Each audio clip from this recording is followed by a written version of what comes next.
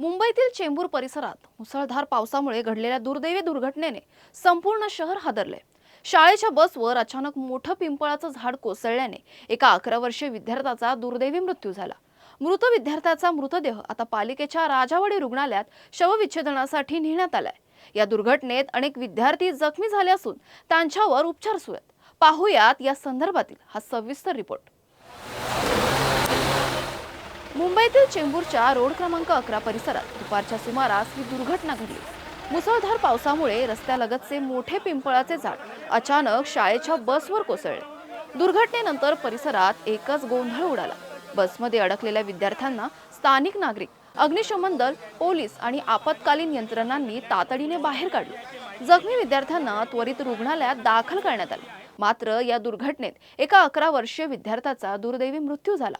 मृत विद्यार्थ्याचा मृतदेह शवविच्छेदनासाठी पालिकेच्या राजावाडी रुग्णालयात हलवण्यात आला।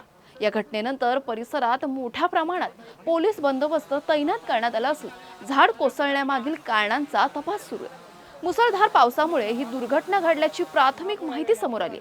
दरम्यान या घटनेमुळे पालकांमध्ये भीतीचं वातावरण असून पावसाळ्यात धोकादायक झाडांचं तातडीने सर्वेक्षण करून आवश्यक उपाययोजना करण्याची मागणी नागरिकांकडून केली जात आहे। चेंबूरमधील ही दुर्घटना पावसाळ्यातील सुरक्षतेबाबत गंभीर प्रश्न उपस्थित करणारी ठरली आहे। प्रशासनाकडून या प्रकरणाचा तपास सुरू असून जखमी विद्यार्थ्यांवर उपचार सुरू आहेत। मृत विद्यार्थ्याच्या कुटुंबावर मात्र दुःखाचा डोंगर कोसळला आहे। Bureau report, Mumbai.